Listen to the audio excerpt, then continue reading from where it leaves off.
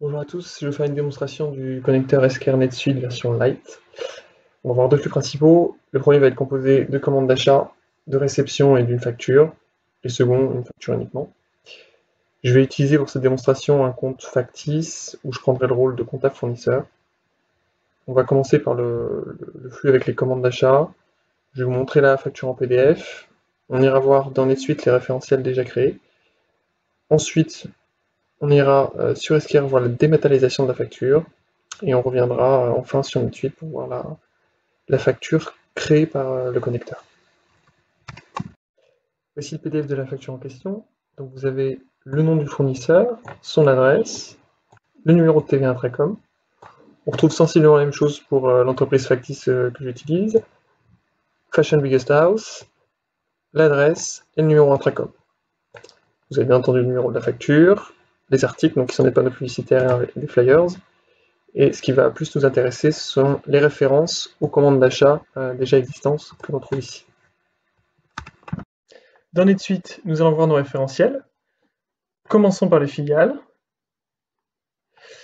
Vous en avez 6, une d'élimination, mais c'est principalement la France Nord qui va nous intéresser, car c'est sur celle-ci que j'ai créé les données de démonstration. On retrouve le numéro TVA Intracom et l'adresse qu'on avait sur la facture qu'on a vue un peu plus tôt.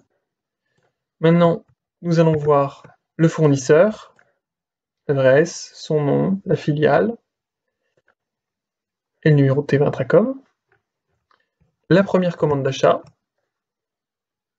avec les panneaux publicitaires, seulement des panneaux publicitaires, les axes analytiques, et la deuxième commande d'achat, avec les flyers, et les axes analytiques suivants. Sur SKR, je viens importer la facture. Ce que je vais faire, là, normalement, vous n'aurez pas à le faire. Ce sont les fournisseurs qui vont vous envoyer les factures sur une adresse email bien spécifique. Et du coup, le petit chargement qu'on va avoir là sera fait en tâche de fond. Donc SKR est en train de dématérialiser la facture. Il est en train d'obtenir un maximum d'informations du PDF et va en même temps envoyer des requêtes à NetSuite pour voir si ces données existent déjà ou non. Si elles existent déjà, il va pré-remplir les champs avec ces données, et si ce n'est pas le cas, il va vous mettre soit une valeur par défaut, soit vous laisser un champ vide.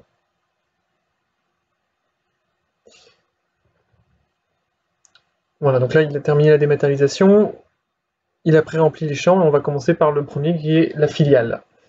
Vous voyez que c'est le numéro 2 qui est présent dans le champ filiale. Le numéro 2, c'est quoi? C'est un numéro d'identification unique que NetSuite donne à tous ses enregistrements, tous ses records. Donc, par exemple, une fiche client est un record, et une fiche de filiale aussi. Je vais cliquer sur les trois petits points, ce qui va me permettre d'accéder à une pop-up qui est en fait une des interfaces du connecteur et qui nous affiche l'ensemble des filiales qui sont créées et disponibles dans NetSuite. Donc on voit bien que la numéro 2, c'est la France Nord, donc c'est la bonne valeur.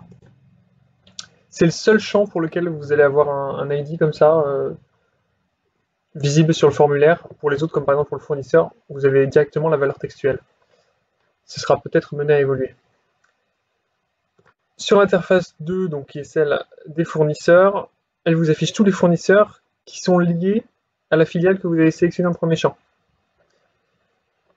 Pour vous montrer que c'est du temps réel, je vais saisir le nom du fournisseur qu'on n'a pas encore créé pour le flux suivant, qui est Fabric World, pour vous montrer qu'il n'est pas présent. Voilà, no match found. Je vais revenir sur ABCD Studio, sans pour autant le sélectionner puisqu'il l'était déjà. La troisième interface, pareil, il a bien reconnu les deux commandes d'achat, elles sont bien sélectionnées. Je vois qu'elles sont sélectionnées parce qu'elles sont présentes au niveau des line items. Je retrouve mes deux lignes. Si j'ouvre cette interface pour vous montrer un peu les colonnes, vous avez le numéro du fournisseur, le nom du fournisseur, le numéro de la commande d'achat, le montant commandé, le montant réceptionné et le montant facturé, ainsi que la date. Vous avez quelques filtres que vous pouvez utiliser aussi. L'interface des devises et des taux de change, même principe, ce sont les devises qui ont été créées dans NetSuite. Avant de cliquer sur le bouton Post et donc d'envoyer cette facture à NetSuite pour qu'elle soit créée, on va aller voir si elle existe déjà. Bien entendu, ce n'est pas le cas.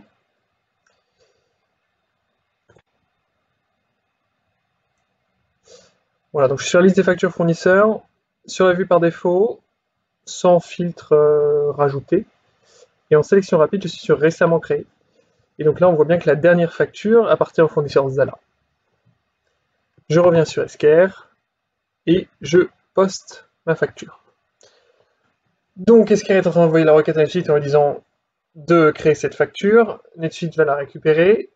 Il va en profiter pour charger les deux commandes d'achat qui sont liées pour aller récupérer des données, comme par exemple les axes analytiques. Je rafraîchis la liste des factures fournisseurs. Et on voit bien que la dernière maintenant appartient à ABC Studio avec le numéro. Je vais donc vous l'afficher.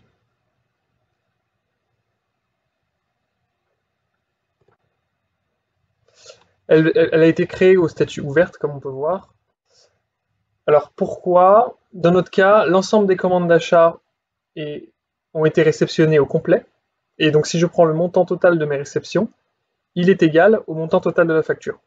Donc comme il y a correspondance, le système a créé la facture directement au statut ouverte. Donc c'est le statut approuvé.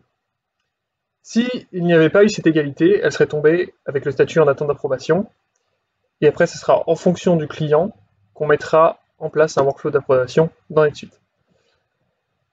Donc on retrouve notre fournisseur, notre filiale, avec nos panneaux publicitaires et nos flyers, avec les différents montants, et on retrouve nos axes analytiques, ici, qui ont été préchargés. Autre information intéressante, dans les dossiers apparentés, vous avez, sur l'onglet commandes fournisseurs, on retrouve encore une fois nos commandes jointes. Vous avez aussi, dans ce champ, le montant de la facture Esker. Parce que justement, dans le cas où les montants ne correspondent pas, vous pouvez connaître la différence. Nous allons donc passer maintenant au second flux, une facture unique, sans commande d'achat. La voici, vous avez le nom du fournisseur, son adresse, son numéro de TVA intracom, les mêmes informations pour notre compagnie.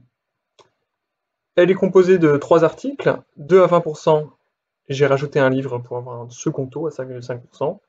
Vous avez le total, un tableau récapitulatif des montants de TVA, et les coordonnées bancaires.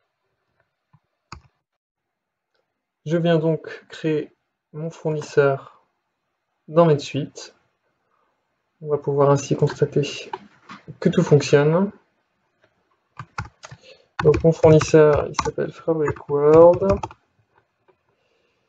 Il est sur la filiale France Nord. Chez pas mal de clients, le taux de TVA est porté par le fournisseur. Enfin, quand j'ai le taux de TVA, un taux de TVA par défaut. Donc on va venir lui en mettre un. Et vous allez voir, on va s'en servir dans Esker. En fait, Esker va venir, enfin, le connecteur va venir sourcer ce taux de TVA par défaut. Je vais ensuite lui saisir une adresse. On va revenir sur la facture.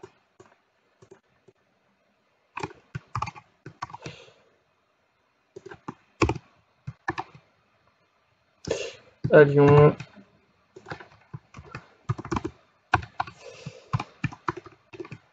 Voilà.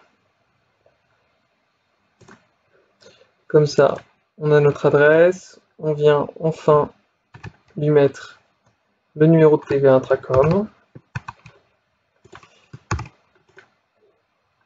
qui est info, bien évidemment.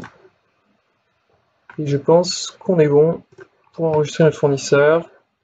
Il a en devise pour le moment que l'euro, et ça nous convient bien. Nous allons importer notre facture dans Esker. Même processus que tout à l'heure.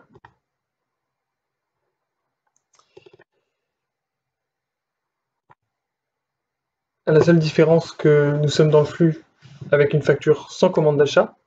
Du coup, nous allons avoir accès aux interfaces des lignes de la facture. Vous avez comme interface le plan de compte, les axes analytiques et les taux de TVA. Tout à l'heure, sur notre fournisseur, on a saisi un taux de TVA par défaut, le SFR, qui correspond à 20%. Sur ma facture, j'ai 2 lignes à 20%. Il va donc remonter ce taux de TVA. Donc nous avons la bonne filiale, le fournisseur, qui maintenant est bien présent. Voilà. Et mes lignes. Donc ma première ligne, avec un montant de 10 € qui correspond au livre et donc au taux de 5,5%, nous allons lui sélectionner un compte de dépenses, fourniture, ça va être très bien. Pour le deuxième, l'NSOA, matières premières, vous avez les libellés qui sont sourcés. Maintenant, l'interface des axes analytiques. Par défaut, dans les suites, vous avez 3 axes analytiques standards, département, classe et location. On peut rajouter jusqu'à 2 custom segments. En fait, on peut rajouter plus dans les suites, mais le connecteur n'est compatible qu'avec 2 custom segments en plus. Je viens donc prendre un département pour mon livre. On va prendre administration. La classe, c'est en général plutôt du côté vente. Du coup, on va s'abstenir d'en mettre un. Le lieu, Paris. La deuxième ligne, donc mes matières premières. Mon département, on va mettre opération. Et on va pas mettre de lieu. Comme ça, vous verrez bien la différence. Donc je retrouve mon taux de TVA que j'avais mis sur ma fiche fournisseur. Et il me reste à compléter celui du 5,5%. Lorsque vous instanciez un compte NetSuite, il est livré avec beaucoup de taux de TVA qui sont standardisés et qui correspondent à votre pays. Donc là, ce sont beaucoup de taux de TVA français, avec des noms standards qu'on peut renommer. Celui du 5,5%, c'est le R3FR. Voilà, vous avez la description ici. Vous avez le montant de TVA à calculer ici, et on voit bien que le montant total ici correspond à ma facture. Avant de poster la facture, nous retournons dans NetSuite.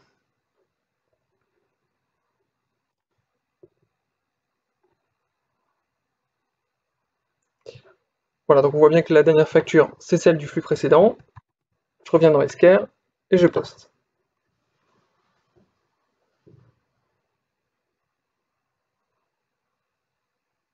Donc Esquerre envoie toutes les informations à NetSuite.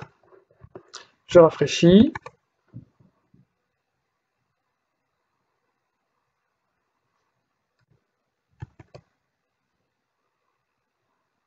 Et voici ma facture Fabric World.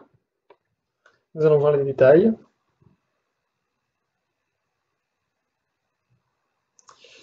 Donc on retrouve mon fournisseur, ma filiale, mes 2 lignes avec mes comptes comptables, mes taux de TVA,